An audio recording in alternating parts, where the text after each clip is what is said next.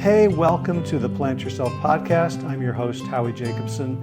My day job is as a coach, helping people live better lives. I coach executives and leaders, I coach entrepreneurs, and I coach civilians who are looking to improve their lives, their health, their relationships. Basically, it allows me to do what I didn't think was possible, which is to help people completely erase bad habits and different ways of being, erase negative feelings and replace them with positive ones, rather than just help people develop new strategies to compete with the old ones or new thought patterns to debate the old thought patterns. And I'm looking for people to work with. And I have reduced my rates a lot so that I can just get as much practice in as I can. So I am going to raise them back up to my normal fees, but right now I just need a lot of practice and feedback, and I have teachers and mentors. So if you're interested in getting my best coaching, better than I've ever done, at a big discount, email me, hj@plantyourself.com. So let's get on with the show. There's an Albert Einstein quote that goes something like, "As our circle of knowledge increases, so does the circumference of darkness surrounding it." Meaning the more we know, the more we realize we still don't know. And that's certainly been true for me in my evolution as a coach. I've been coaching for 23 years now, and I have learned a tremendous amount. And one of the things that I've learned pretty recently is that everything that I have learned has value. Everything, even things that I said, well, I don't do that anymore. I actually do that sometimes. So when I began my health coaching journey, I was coaching in a very conventional way, talking about things like your big why and you gotta wanna, and how can we make this as easy as possible. And along the way, I discovered other techniques, other tools, other methodologies, other philosophies of coaching. I was influenced heavily by Glenn Livingston, who agreed to interview me for this conversation. I was influenced heavily by Josh LaJaunie.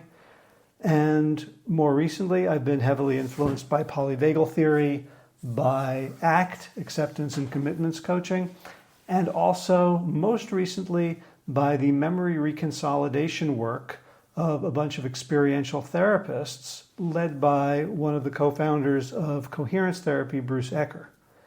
And I wanted to talk about my evolution and where I've come from and where I am right now and where I'm going. And going to end with an invitation for folks who are curious about where I am now, about the kind of effortless, permanent transformation that I'm achieving with clients using quite different methods than I've used in the past. Just reach out, hj@plantyourself.com, or just go to plantyourself.com/coaching. Helping me get my thoughts out into the world is my very good friend, the very good Dr. Glenn Livingston, who has been a huge help and support for me, for my coaching, for my business, for the almost 2 decades that we've known each other. So without further ado, Dr. Glenn Livingston, welcome back to the Plant Yourself podcast. Thank you so much. I'm happy to be here. Yeah, today we're turning the tables because I want to talk about coaching and helping people and the ways in which I have altered and transformed how I work. And you're one of the people that I love talking to about this, and we have so many conversations. And I am so grateful that you agreed to kind of come and help turn the tables and help me get out my message today. It's a genuine honor, and I think that I lived a life of psychotherapy and coaching and helping profession kind of work, and I grew up in a family with 17 psychotherapists, and I saw thousands of people over the years. And the reason I'm not saying that to brag, I'm saying that so that people understand when I say that I learned something from every conversation with you, that it's a genuine honor to have the opportunity to pull this out of you and see what I'm going to learn. So with that said, I'll say that. Excuse me, I'm sorry. I'll say that I know you for a lot of years. How long is it, Howie? Like I would 15 say years? I would say 18. Yeah, I know you for a very long time. And we have a very um, kind of similar background in that we were kind of PhDs looking to go into marketing so we could make more than a few bucks a year. And then we were PhDs who went out of marketing because we decided we liked the helping professions better. Um, Yeah, but and we're both 6 foot tall, or we're both more than 6 foot tall, except for me. And we both can juggle 5 balls, except for me. Except for me, you can't do it anymore. I never could. Oh, no way. I was close. But I didn't put in the elbow grease to really nail it. Well, I haven't been practicing for a long time. So I would like to hear the story of your coaching evolution. When you first thought about helping people with health issues, with procrastination, with difficulty getting out of their own way, how did you think to approach it, and then what's changed over the years? Yeah, that's great, because I was only going to talk about the last year, but I love that you're, asking me to think about a larger evolution. So I think probably I decided I was going to help people around, like I've been coaching, sort of business coaching, since 2000, 2001.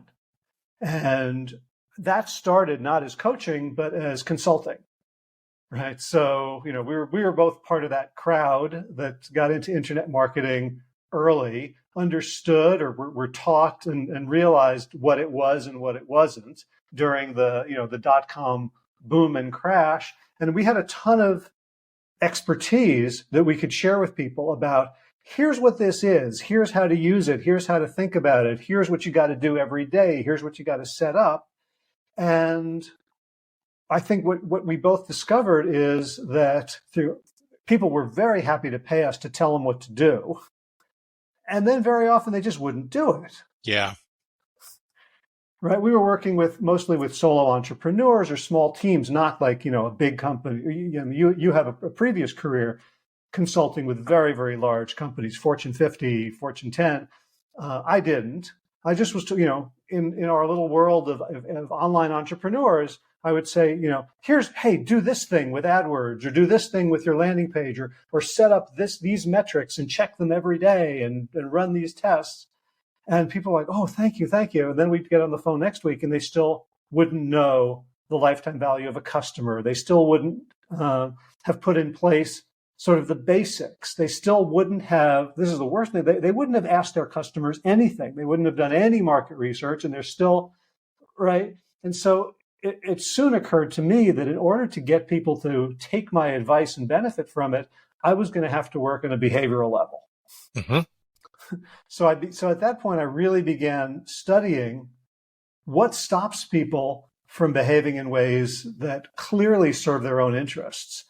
And, when you do that, you can kind of get caught up into the self-help movement, which around that time, with the rise of the internet, was really bifurcating. Before, it had been sort of a very feminine space, and it was becoming a very masculinized What do you space.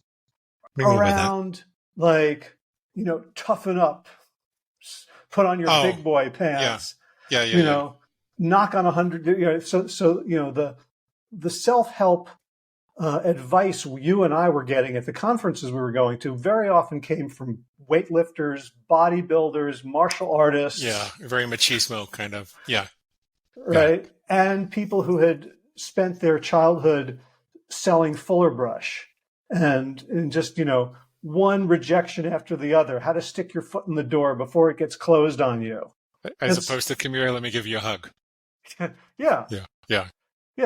Like tough, and it played into a whole thing that I think, Tony Robbins had really made popular around, like, your state determines your behavior and you get to choose your state. And so it was a very sort of ethos of self-responsibility, self-accountability, pull yourself up by your bootstraps, don't complain, don't whine, be tough, get up, do it again, fall down 8 times, get up 9. And honestly, I found that extremely helpful. Mm-hmm. For myself. It was a corrective, and I embraced it. And that was how I started. just sort of, when people wouldn't do it, I didn't give them a lot of slack. I was like, well, do you want this or not? If you don't, somebody else will. Right? And that worked for some people. And it's not a message you necessarily get in school. It's not a message everyone necessarily gets in their family. It also skewed politically very right wing. So it was kind of weird for me. For years, because you were not on that side of the aisle at all. Yeah. No, I was going I'm very left wing for other people, but I'm very right wing for myself. And that helped. Yeah, go ahead. Well, so in the early days, you had a corrective emotional experience and were more masculinized by the coaching and emotional support that was available in the marketing world. But you're framing this in such a way to say that that's not the end of the story. Not the end of the story. Yeah. Right. What happened?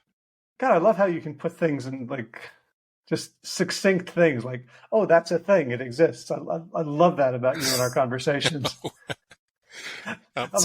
Psychology is a lot about vocabulary. We work hard to have vocabulary to describe human experience. So yeah. Talking to you, I often feel like I'm spending 10,000 words to describe this thing that's sort of round and red with yellow in the middle, and you go, oh, an apple. Well, anyway, your apple evolved into an orange or banana. What happened? Yeah.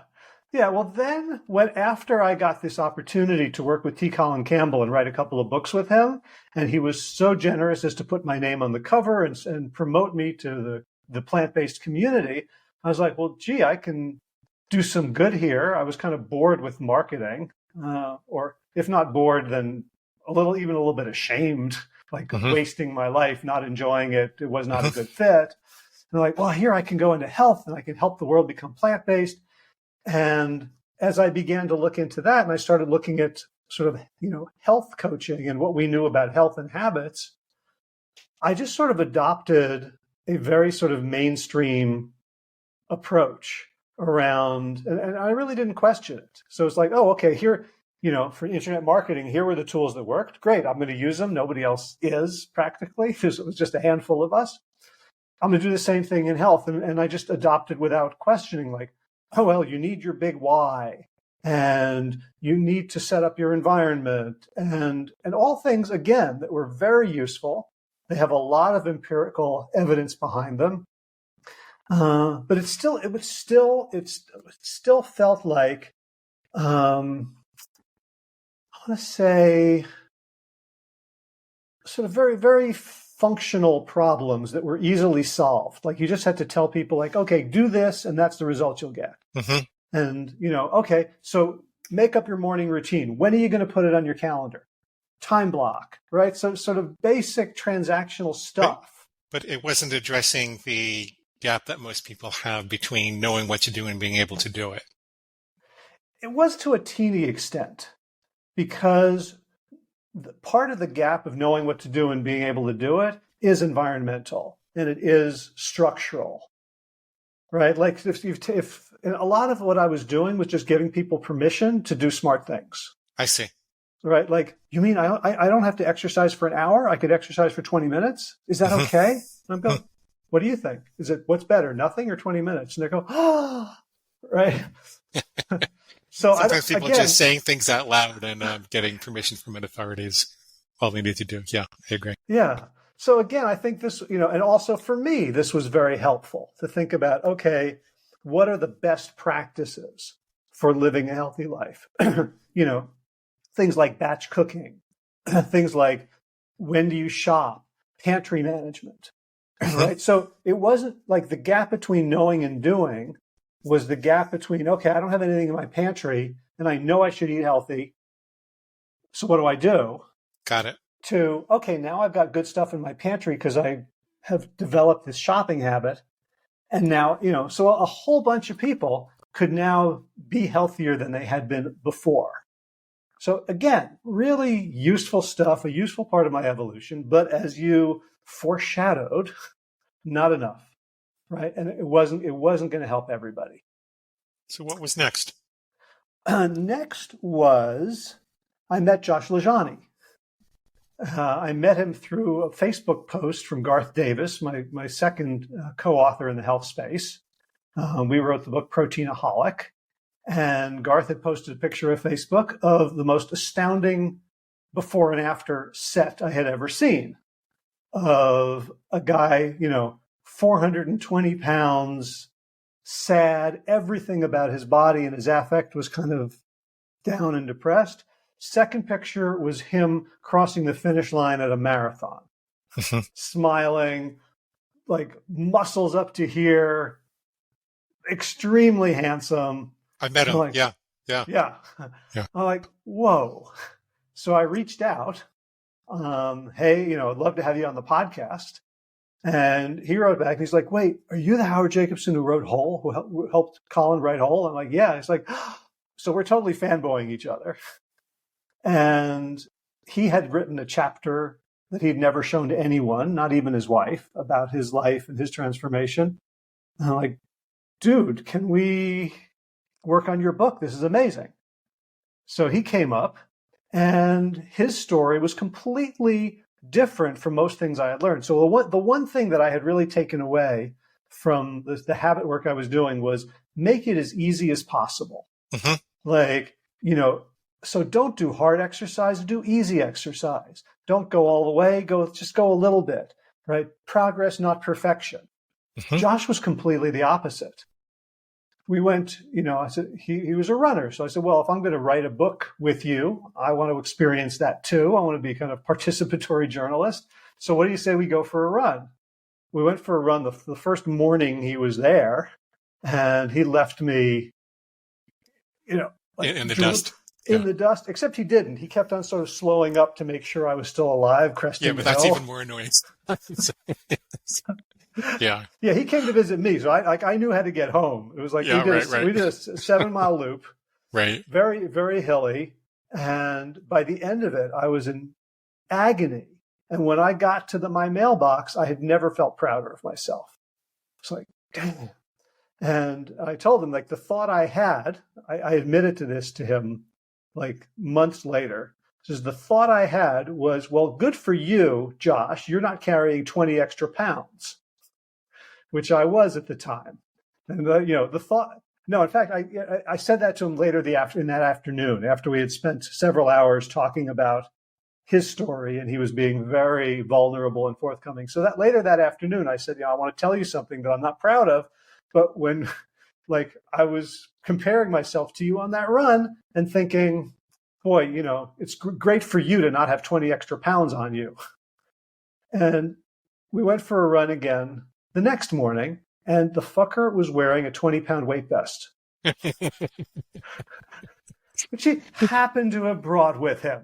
It's almost evil. Yeah. And the same thing, this time he was not nearly as nice. He was not waiting for me. I had to catch up. And again, tough guy coaching.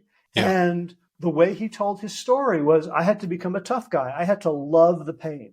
Mm-hmm. And, forget about like little steps. I had to go all the way. I had to break up with po' boys. I had to break up with alcohol. I had to, and it was like back to this tough guy stuff. But now it was not just mental, it was physical. He's like, you have got to experience suffering and embrace it.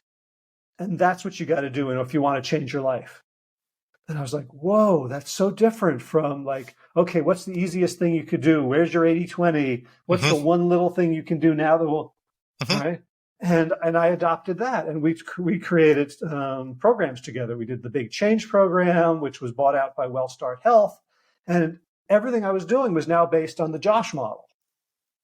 And so I was back to, really tough love. It was love. It was always with a smile. It was never, you're a bad person. But Glenn, isn't it silly the way you're thinking about this? Right? Yep. I've been there too. So it was never a form of superiority, but it was like, we used phrases like, we borrowed a phrase from a book called, what is it? Organize Tomorrow Today.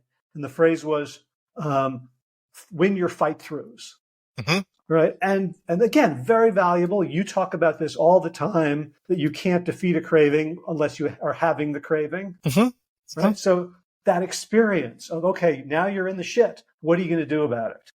Embrace the suck, that sort of thing. And then I encountered a phrase that Dan Ariely, behavioral scientist, had written about called benign masochism.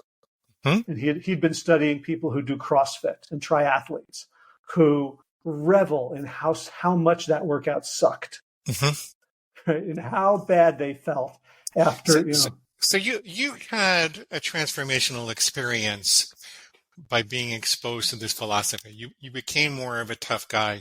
Yes. You embraced your own benign masochism, and I imagine you started embracing that in your coaching as well, trying to encourage people. Yeah. Absolutely. And what happened? What results did you get with the people that you work with when you did that?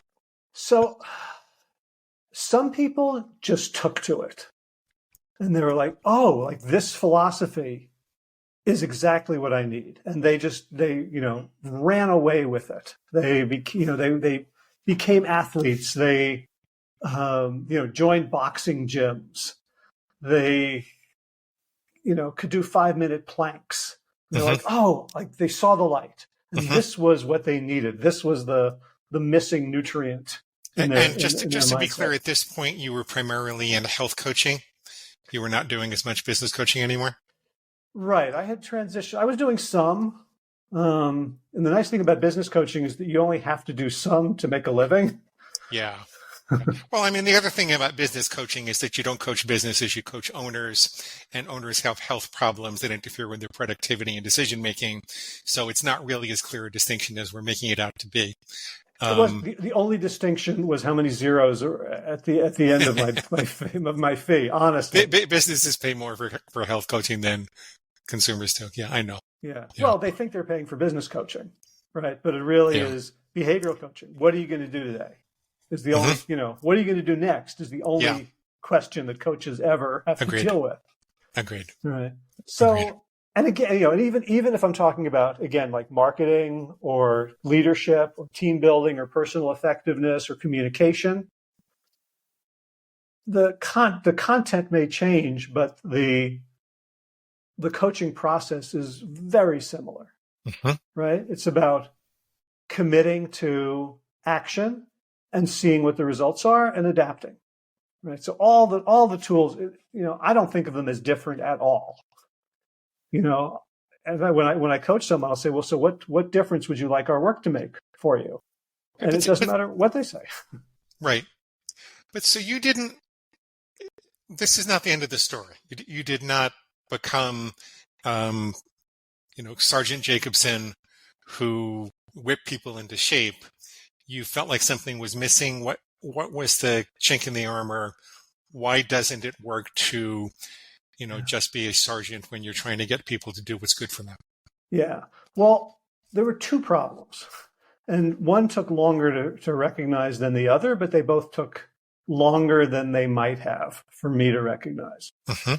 One of them was not everybody was getting the results they wanted. And that was a fairly obvious thing, that some people just weren't doing it. Now, the reason that took too long is that embedded in that ethos is a little whiff of blame the victim. I see. Right? Like, okay, well, you don't want it bad enough. Again. Right. Well, so if you're not, what do you want? Do you want your diabetes or do you want health? Right. Like, you chose it. Right. Fight harder. Exactly. Right. Exactly. So it took me a while.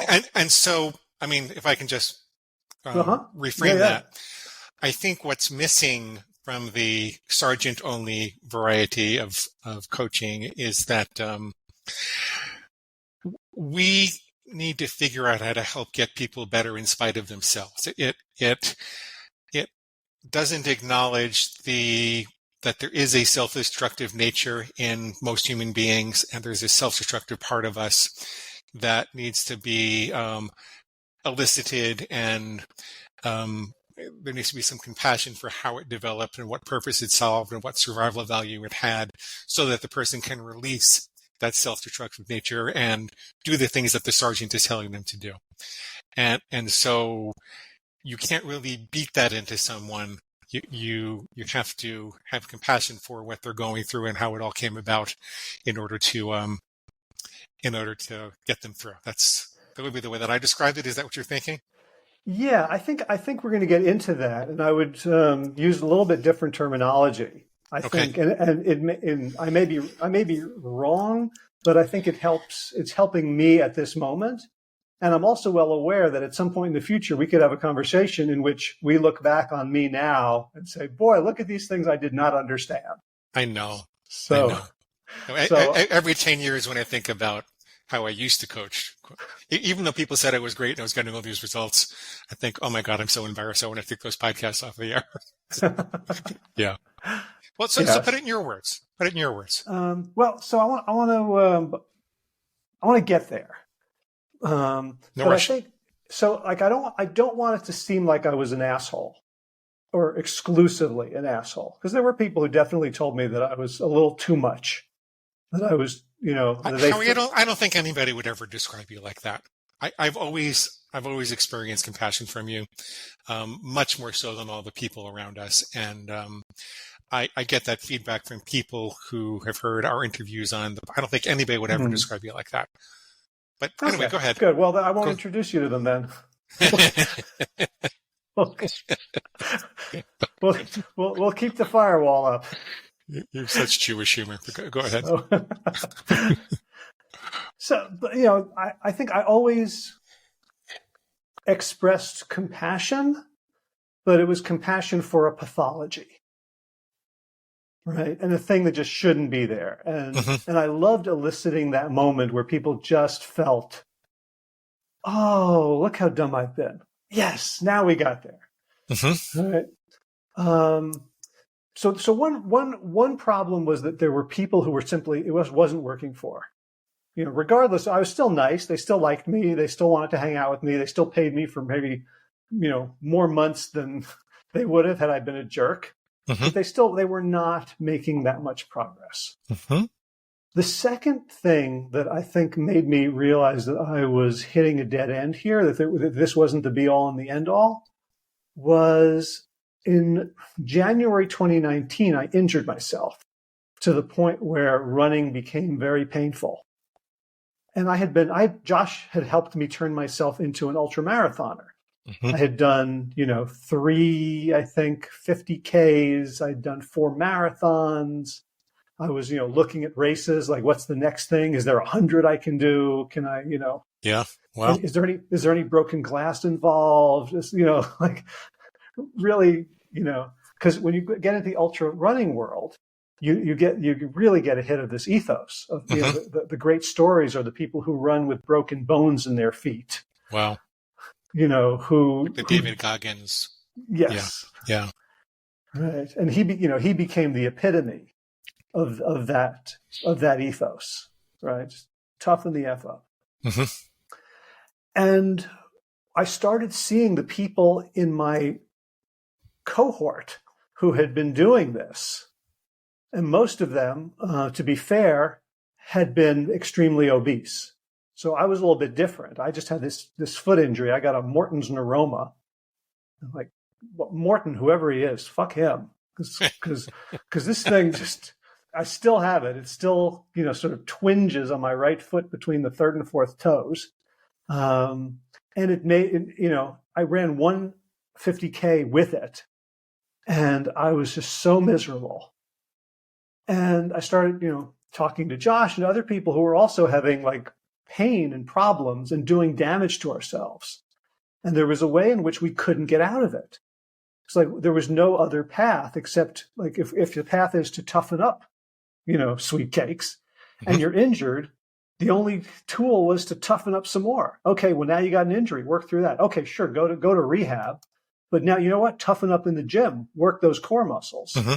And more and more people I saw like not, some people can run their whole lives and maybe they're, they take the time to learn proper form and maybe they're rehab, whatever it is, for some reason, a bunch of us were breaking down.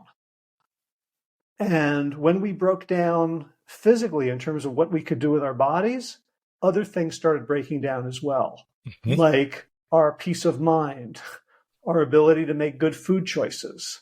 Mm-hmm. Like this thing we thought we had locked down through force of will, it turns out that force of will didn't seem to be an endlessly renewable resource. Seems like most of us had about a 5-year supply of it. And some of us stayed in the public limelight as, health influencers, and we had to put on a good show. And some of us, stopped appearing on video. We just did audios. And some of us, were more or less vulnerable about what we were going through. But it took a long time for me to say, boy, this being tough on myself is not working. It's not getting me the results I want. And in fact, it seems to be backfiring in some pretty significant ways. And it made me kind of want to give up. Like, oh, what did I do? And what have I been telling people? And how many people out there have been getting great results and are going to hit the same wall? It's like, that, I think, movie Limitless, where Bradley Cooper keeps taking this drug that makes him, incredibly brilliant. And after a while they realize, oh, it's actually killing him. Yeah. Yeah. There's a mildly manic element to what you were describing with the aggressive pursuit of discipline, no matter what, which is it's not stable, it's not maintainable, and so eventually people crash. I think that's what you're describing. So that was about 5 years ago, and then what's your journey been like since then? That was really until, I guess the pandemic was 3 years ago. Oh, yeah. So, I mean, I added other tools. So, one of the tools that I added was your work around binge and craving, and that which is also used to be tougher than it is now. I've actually also softened up in the last couple of years. But go ahead. Yeah, I think we've sort of maintained a dialogue, and you've been part of that evolution. Yeah. All right. I used to think it was all about being really tough with that, inner pig, and telling it that it was wrong, and now I think that's part of it, but it really also has to do with self-care and preventing false sense of emergency and attending to the things you haven't been attending to in your life. But anyway, this is not my interview. This is your interview. So tell me more. No, but I'm happy when you speak, because I like the sound of your voice better. So and you have been such an integral part. Your work has been such an integral part of my work and my growth that I think. Thanks, buddy. Same here. But I really want to know what happened. So you had an epiphany. It was a painful epiphany that the tough guy approach has its limitations and actually could cause people to crash in some ways. Yeah. And how did you correct for that? What did you do? So one of the things that helped, and I have not been a fan of cognitive behavioral approaches, and they have felt very mind-based, intellectual. I know a lot of people who basically learned that their thinking was faulty, and then they were even worse because they felt like, now I know it's faulty and I'm still doing it. So one of the things I discovered that was sort of took some of the better parts of cognitive behavioral therapy, but wrapped it in something that I was more comfortable with, was something called ACT, acceptance and commitment therapy, which also, I just threw my pen over there. Yeah, you know what? Hell yeah. The tyranny of the written word. So go ahead. So you encountered ACT. ACT. You want to tell people what that is, just so that they know that? Yeah, well, it's a form was developed by a bunch of people, including Stephen Hayes, and it's based on Buddhism. It's based on cognitive therapy. It's based on a lot of neuroscience. It's based on an entire linguistic model of how language is created relationally, and it also had the benefit of, like, your work was absolutely central to. So I started saying, ACT is like the bigger picture of Glenn's work. That's funny. it was kind of like everything you were doing was a specific application for eating and binging of this. And so like, so here's a larger frame. So it talked about things like diffusion, where defusion, DEFUSION, as in not fusing with a voice, right? It was all about like, you can't erase voices, but you don't have to pay it. You don't have to identify with them, which is, You don't have to nurture them. You can separate from them. Yeah. Yeah. So it was also one of those things that brought me more compassion for that voice, because it was never about never make it feel bad, right? Thank you. It always, you'd say, well, thank you for that suggestion, or it's good to hear from you. I'm glad you care, right? It was very sort of which gentle differs from stuff. the way that I do it, but go ahead. Yeah. Right, and it differed much more from the way you did it. Right. So yes. So that kind of started softening me up. Then I've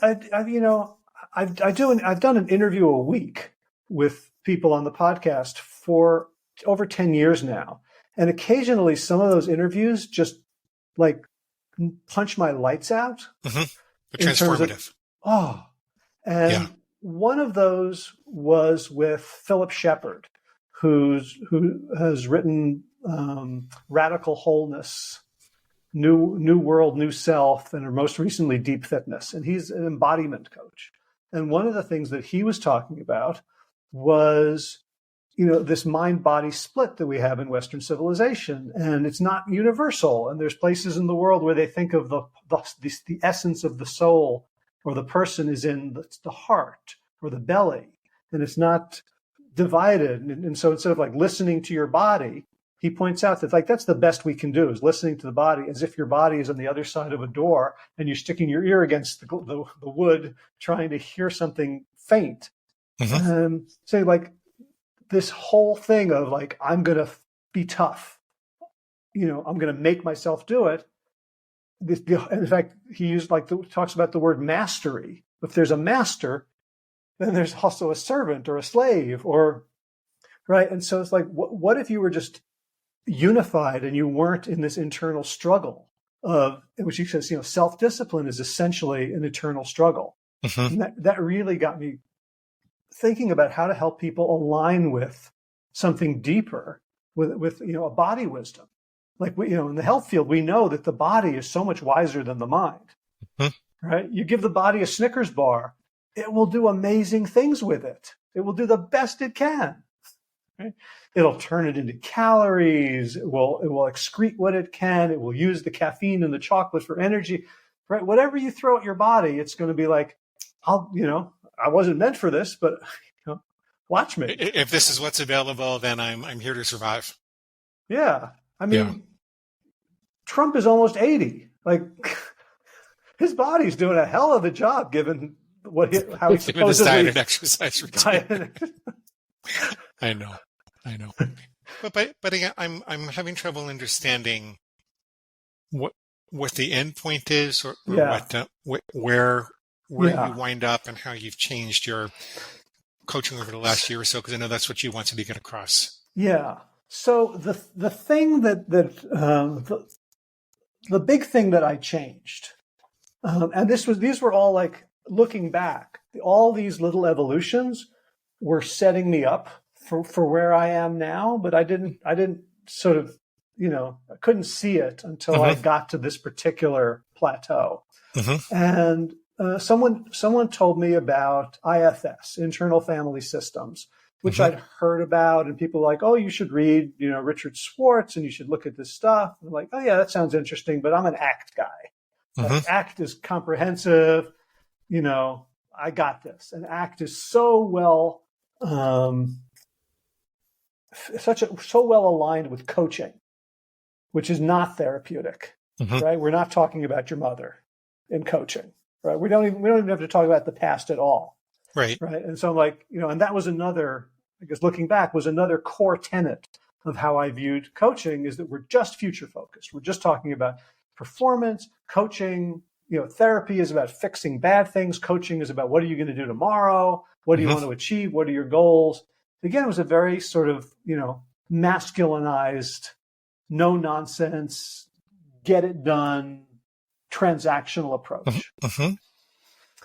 And when I started looking into IFS, I wanted to understand more. So I went on YouTube and looked for videos, and I found a video series on IFS by a psychologist named Tori Olds, who is a great presenter.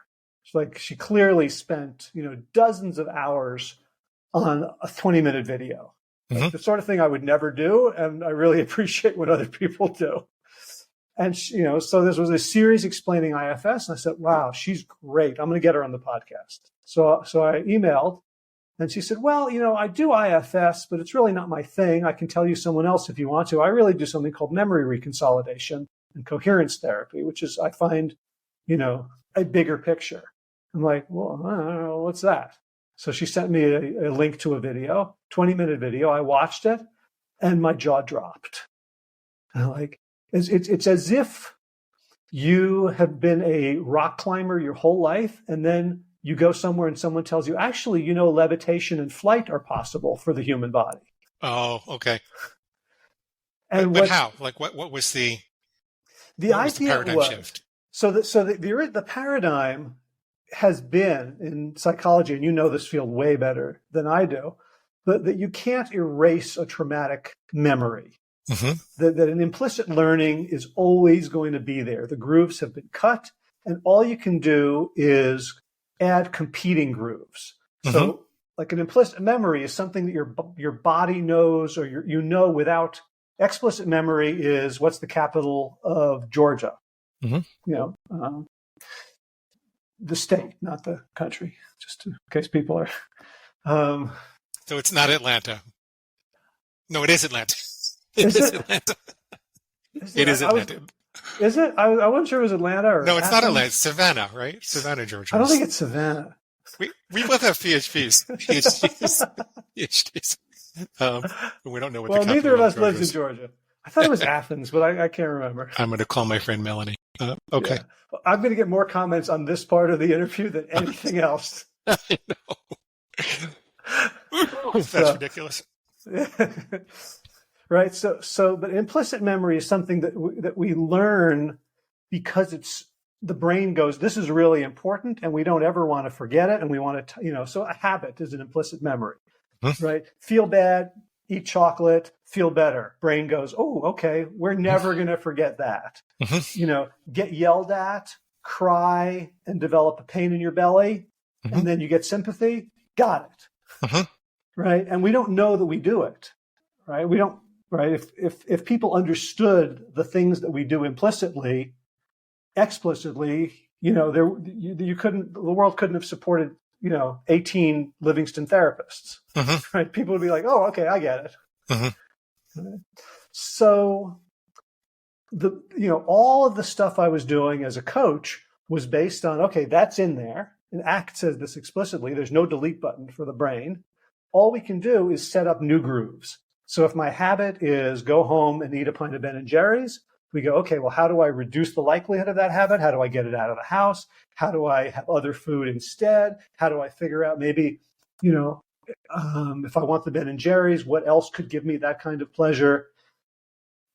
But this was saying, actually, science has figured out that you actually can rewrite implicit memories, but you have to do it in a specific way. It's almost as if you ever get one of those like a spreadsheet, Excel or Google Sheets that's read only, and you're like, why can't I rewrite this? Right? I get this sometimes. I'm working on Google Docs, and I don't notice that I've gone offline. And Google, unless you've downloaded for offline use, Google won't let you write anything when it's offline.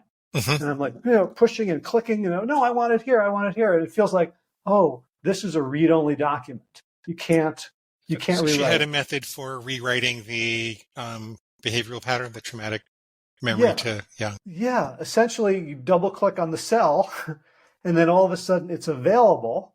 And so the key points are, how do you know which cell?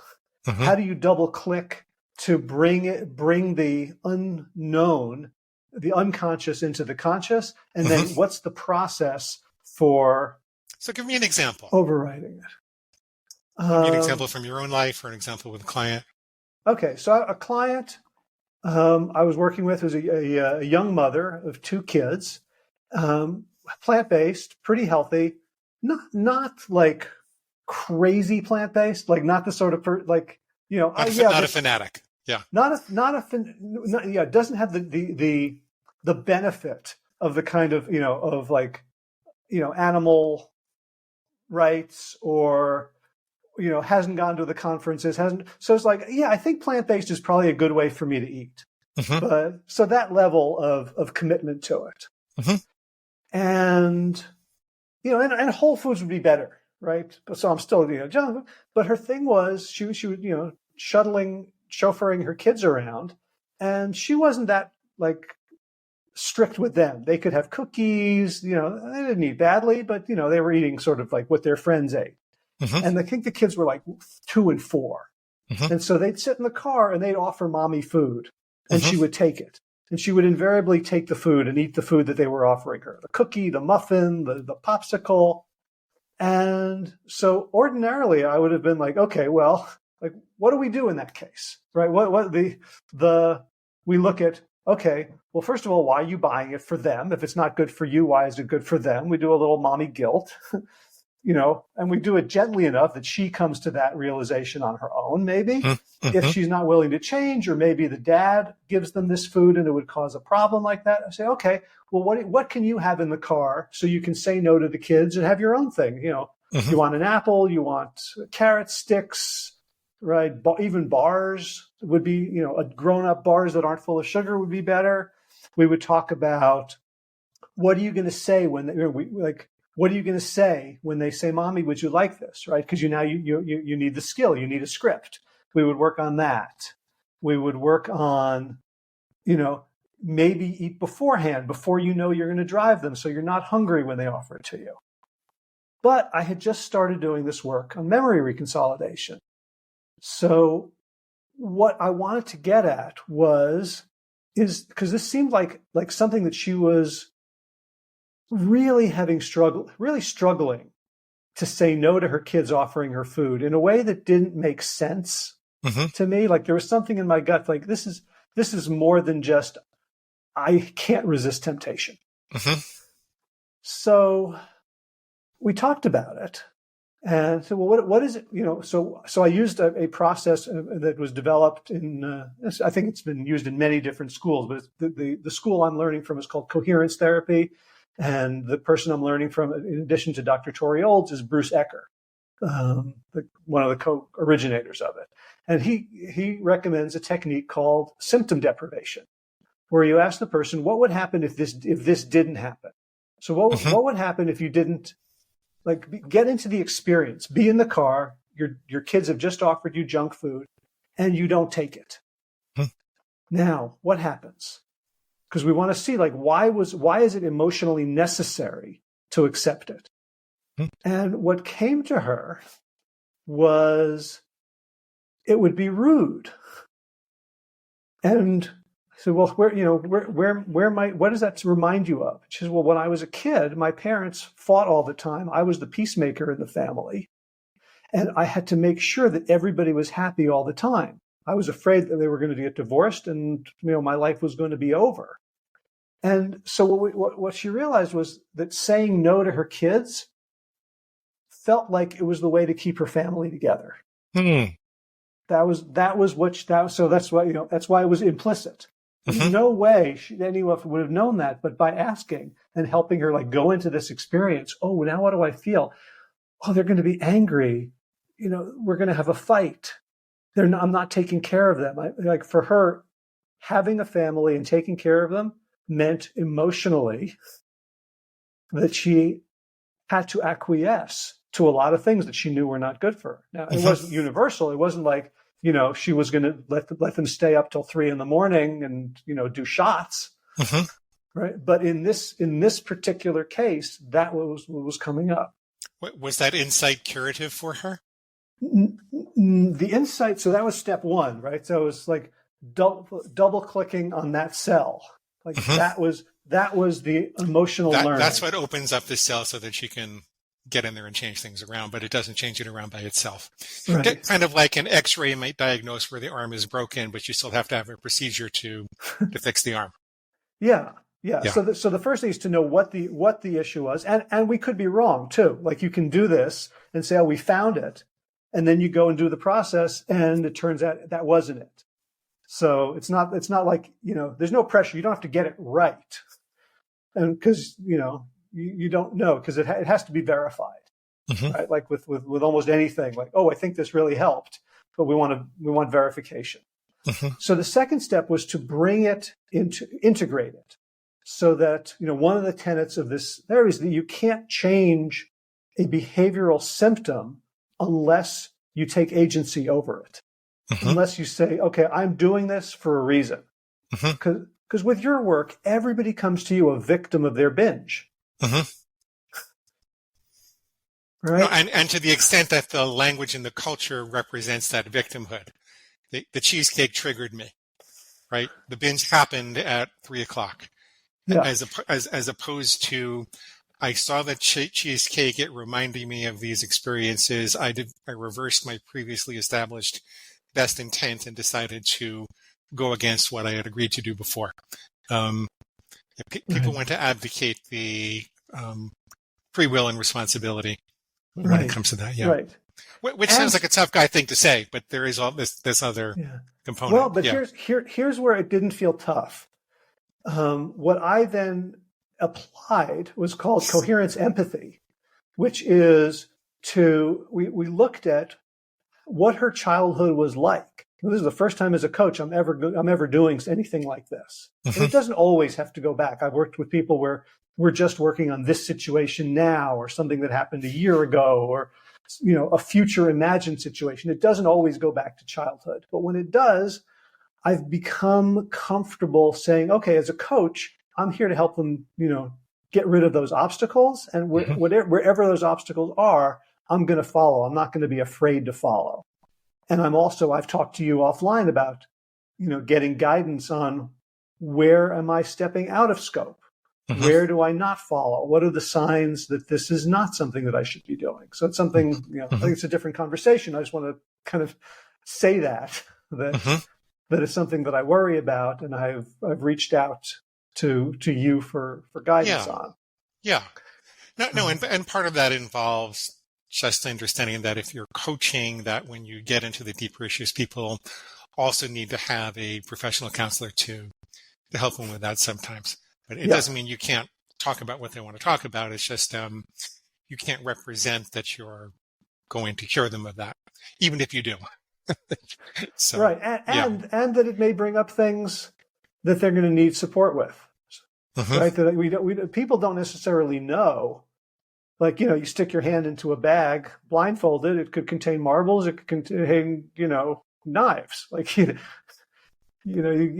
I have to become exquisitely sensitive to, are people okay approaching this next thing? Yeah. Right. Yeah. So you need to use your empathic and conversational skills to help them approach it in small doses. I think of it like kind of titrating their anxiety. You monitor how they're responding as they're talking about these things and what the results are, and then you allow them to go there little bits at a time until they're really ready to go deep. Yeah. Which I think is also something that the macho strain of coaching, like we want results. No, like boom, boom, boom, let's get it done. Yeah. Right. So it's another shift. So the coherence empathy is basically helping the client see how important it has been for them to adopt this strategy. How terrifying it would have been to not keep the family together. So that instead of it being, okay, well, you better own this, it's, boy, your body really knows something. Your mind really knows something about how dangerous it is to let a family fall apart. and it makes total sense, so that the person stands behind it, not in sheepishness or It eliminates the shame. yeah. It eliminates the shame. It says that this symptom really did have a survival value, and it invites you to begin thinking maybe it doesn't anymore. But it's not like there's something wrong with me. I don't have to go skulk in the corner and hide this from everybody. But I can look at this and consider rewriting it. Yeah. And in fact, just one letter change in what you said, I say, and it still does have a survival value for you. So I'm not the one to say, hey, like the other thing I would have done before is, well, obviously now you see that this isn't relevant. So what are you going to do differently? And what that does is it collapses that labile state where the brain is like, so when they get to that point of, oh, I own this, about 50% of the time, the person's brain, right? Our brains are basically mismatch detectors. We're always looking for what's not true. What did I think that isn't true? Like that's what our brains are always looking for. That's why we scan for novelty. Right? So it's not like we have to do anything to the brain. About half the time, as soon as they have this recognition, they also say, but that's not right anymore. I'm not 6 years old. I'm a grown up.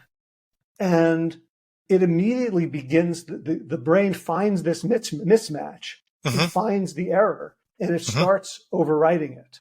And according to brain science, we have about a 5-hour window in which literally the brain chemistry and the processes in the brain that do this overwriting, because we don't want our brains to be overwritten all the time willy-nilly, right? Like, if you and I are great friends, and one day I'm cranky and I text you something that's a little bit dismissive, you don't want your brain to go, oh, Howie's an asshole now.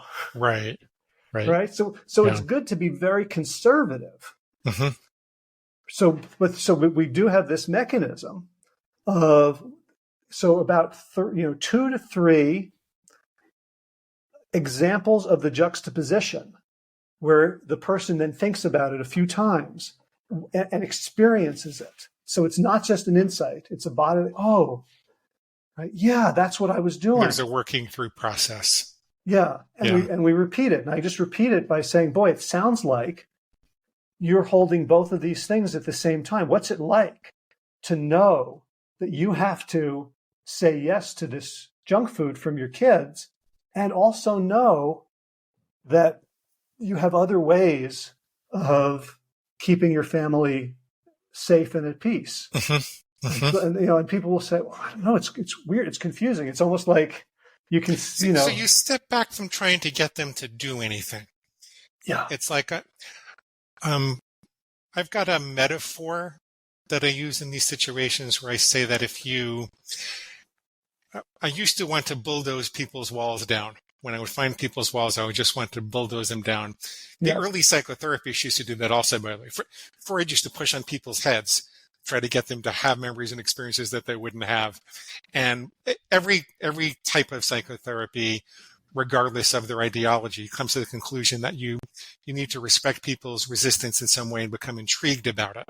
Yeah. And so I say, if you support people's wall, first of all, don't bulldoze people's walls until you figure out why they had to build them. Secondly, if you support their walls, then they'll start to peek around and consider coming out from behind them. And I that's how I would interpret what you're saying, is you approach this with a level of intrigue and empathy, not a bulldozer.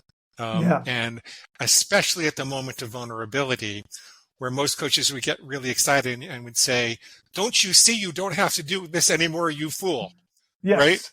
Yeah. You support them and you say, well, what's it like to have these two competing experiences? And at that point is when your empathy is greatest. At that point is when your empathy and commitment to letting them make their own decisions and work it through in their own pace. That's when it's greatest. Yeah. Because it's as you said, it's respect. It's really trusting that, all these pathologies and maladaptive habits and dysfunctions don't mean that we're broken. It means we're really well We're It's a healthy functioning. brain trying to do what it was set out to do. That's what I say about craving. People think that having really strong cravings means that they're sick. But really 100,000 years ago, we had to be very good at finding food and sources of calories. And we had to associate that with particular signals and triggers. And so people who had stronger cravings were more likely to survive. It's just a maladaptation in the modern food environment where calories are so available and signals are everywhere.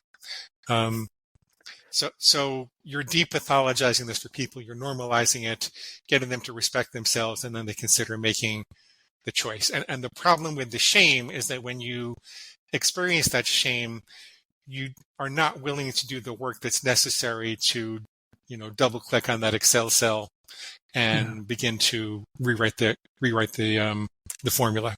Right. Yeah. And the other tenet is that the emotional necessity of the symptom is the core of it. And I think, around food, I think it's more complicated.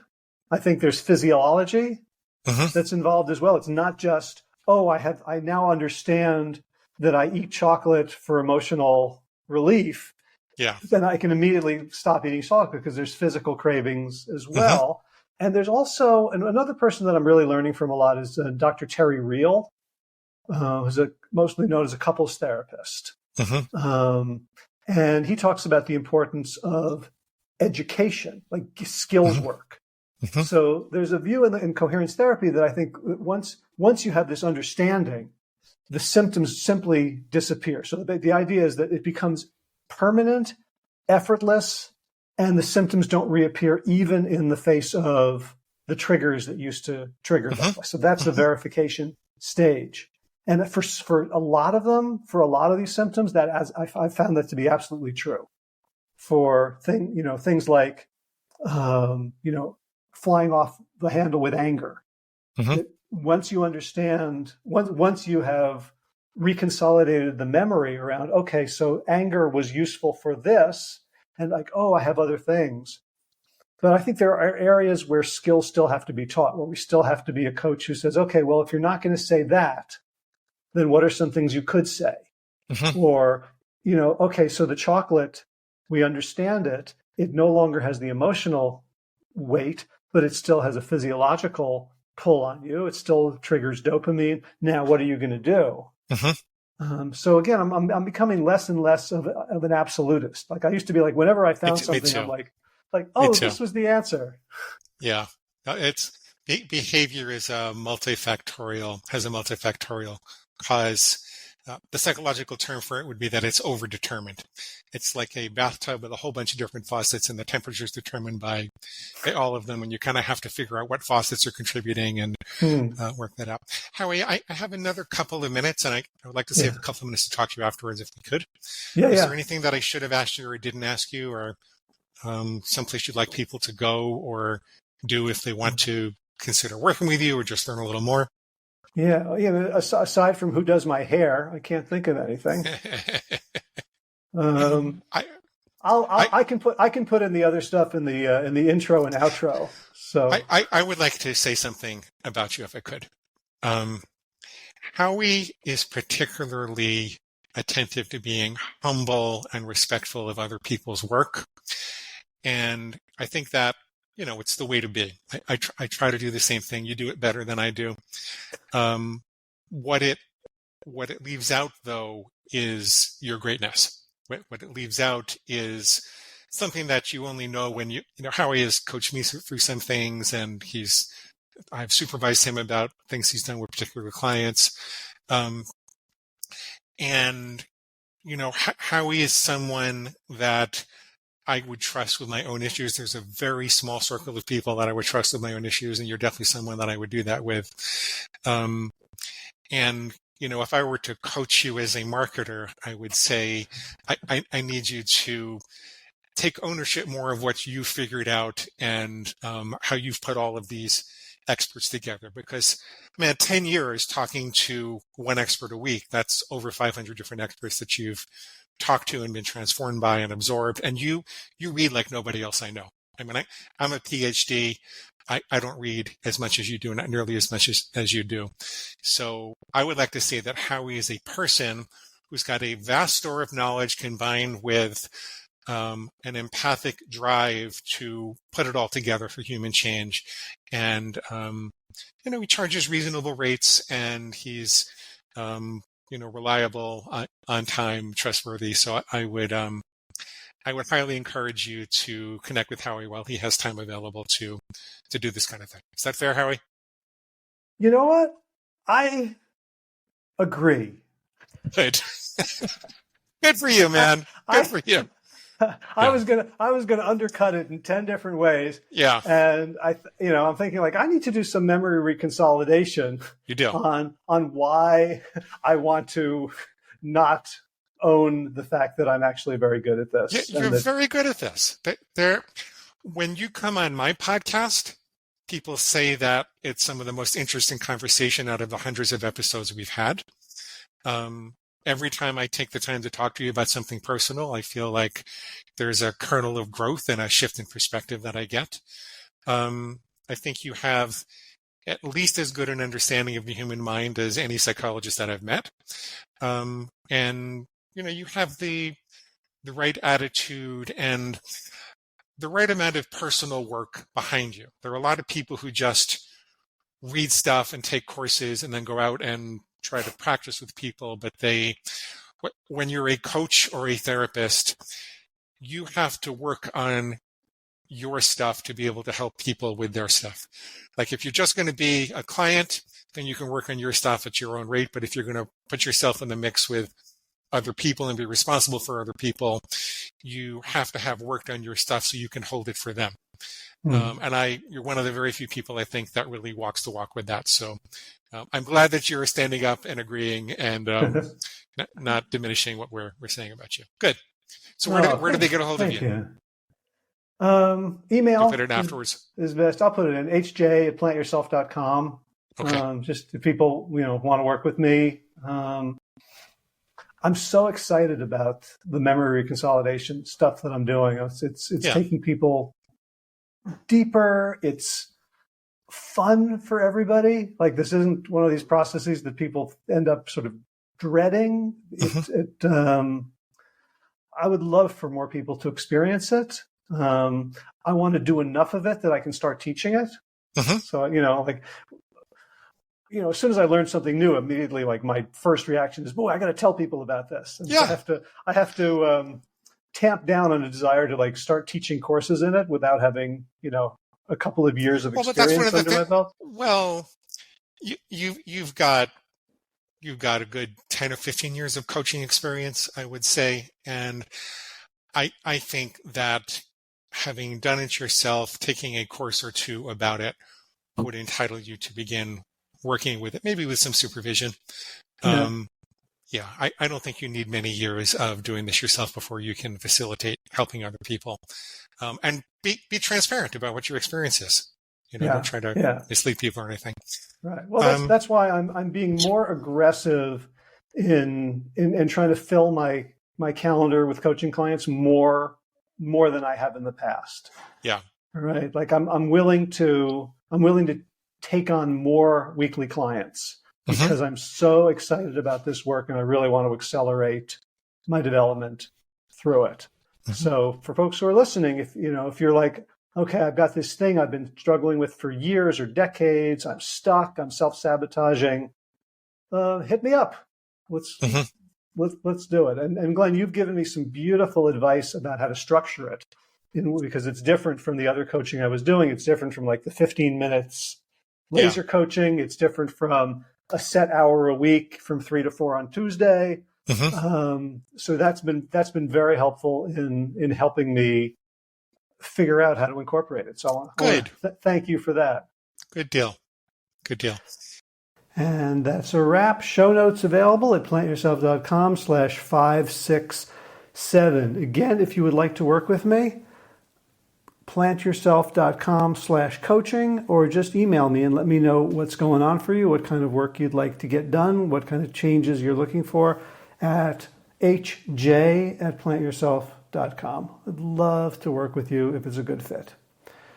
So we got some movement news going. I've haven't done much for 10 days since I injured myself playing Ultimate on the turf at the tournament a week ago Saturday. But this morning at 8 o'clock, I went down to the gym. I am in a writing group, a creative writing group, and the leader of the group is also a personal trainer. And he worked me out for an hour. We ended up with me learning some boxing. The jab, the whatever the other one is, that's not the jab, with my dominant hand, and the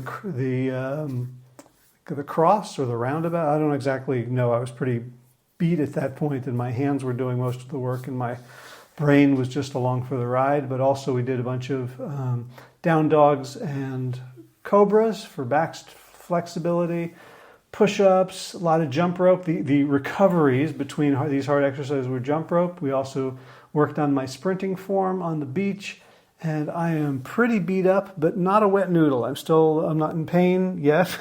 I'm still able to function, and we're working on 2 or 3 times a week. So hopefully that will get me in real good shape for the next tournament coming up in Sarasota.